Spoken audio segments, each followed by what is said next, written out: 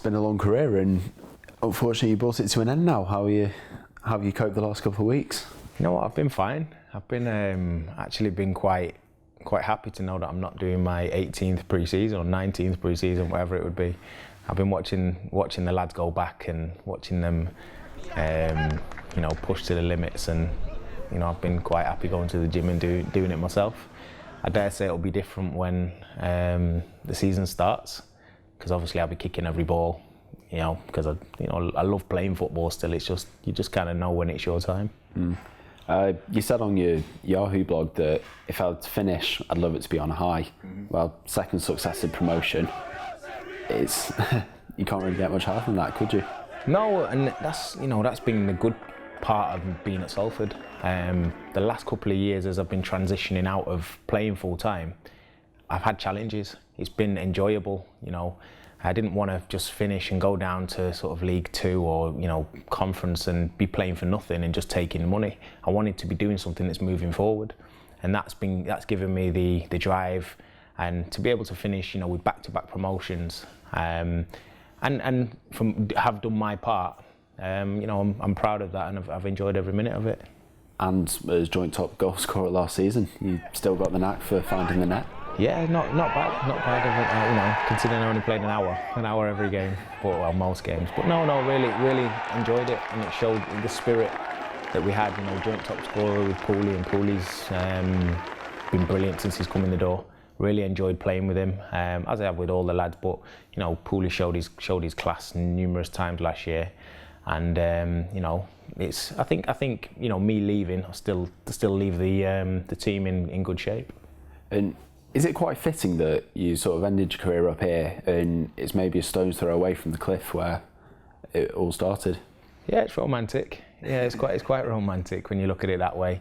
It wasn't planned that way, and it wasn't it wasn't meant to be that way. It's just a case of coming to the end of my career. I found a home again that I enjoyed playing my football, and coincidentally it ended up being a mile or two away from the cliff where I started my career. Does the success and, like you say, how homely it's felt almost make the decision harder for you? Or is there going to be an element of you that still thinks, I do want to carry on playing, maybe if that's your mind more than your body? I think I'll always want to play football, but where do you draw the line? I want to play when I'm 50. I want to play when I'm 60. I love the game of football, There's an element of me that looks at it and says, I could have played another year, and quite possibly I could have played another year, maybe two, but they just felt right. There was numerous times last season where my body was telling me, my head would overrule my body on numerous occasions. It has done throughout my career, but it just got to the point where I just thought it's right. I've done my job, my little job within the framework of what we're doing, and it just felt right. How have you found this level of football? You're saying about you didn't just want to drop to League Two in the conference and shivel out, really. Is it still got a competitive edge that you'd have looked for, that you were hoping for? Yeah, surprisingly. I mean, when I say surprisingly, I knew it would be physically competitive, because I've had friends who've played at this level for years, but the qualities surprise me. It's just about being able to put it together consistently, which has been the biggest probably challenge, within the dressing room and that kind of thing, because you've got some really good players, but can they put it together for 20, 30, 40 games consistently? And that's the sort of probably the missing ingredient. We've played numerous teams who've probably been able to match us in certain ways, but maybe only half of their teams turned up, and we've managed to put it together consistently where we probably get 7, 8, 9 of our team turning up, more often than not. So I've been impressed with the quality, but more for me, I needed a challenge, and had it not challenged me, I wouldn't have stayed for the second season, and probably not even for the whole of the first season. So I've enjoyed the challenge, and it's been good. It was almost by luck, being in the right place at the right time, that you did come back there, wasn't it? It was half time and you were doing media duties and you bumped into them. Yeah, that's right. And some things I think are fate. You are in a certain place at a certain time. I didn't need to go down and have a cup of tea at half time. I could have stayed up and carried on talking, and they would have been none the wiser that I was even there. So the dressing room doors open, and as you see, the last 2 years have happened the way they've happened. So it's not just them. I've been fortunate enough to come and play at Salford and be a part of the beginning of the journey, and the probably the hardest part of the journey, where you're trying to build momentum. But we've got momentum now, and all being well, can continue.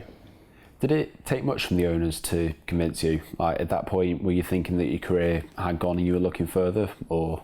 At the time, I'd just finished my pre-season at Walsall, and on that very day, I'd spoken to Dean Smith, and we couldn't agree on anything, like contractual wise.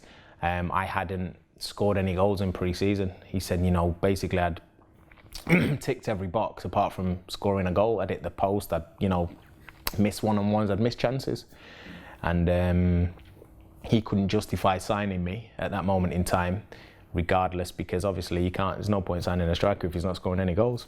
So obviously coming here off the back of that meant that I had an opportunity to come in and just enjoy my football, and that was the key to it. So I didn't take much persuading. It was gradually done. I came down to training. Gary spoke to me. I came down to training.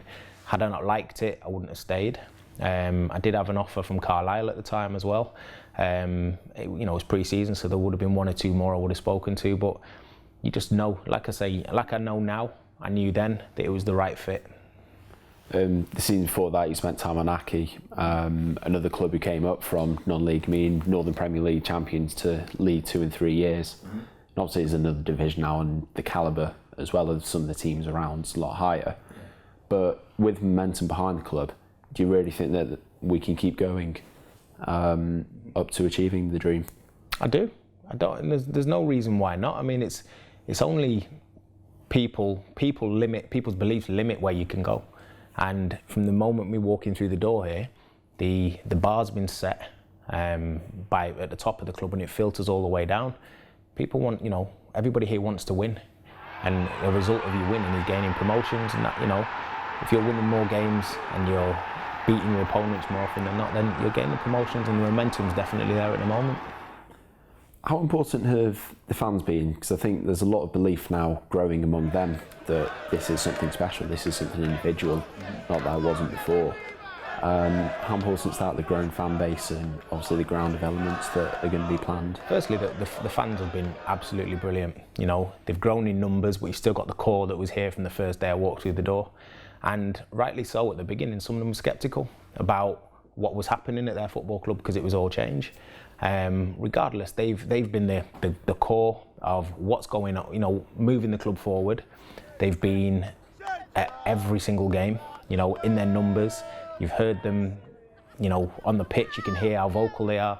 They've got their songs for the players. I mean, it's a very, very good football club. Have you ever had a song as good that you can remember as Always Take the Weather With You, or is that one you've heard before, unique? No, it's unique actually. It's quite good. I've enjoyed hearing it. There was a young lad in the crowd actually that he, he's been at every game with his dad, and I heard him singing it on Twitter first. He included me in the tweet, and I retweeted it. I thought it was good. It was, it was real. It was genuine, and it resonated with me. So it was, really good song.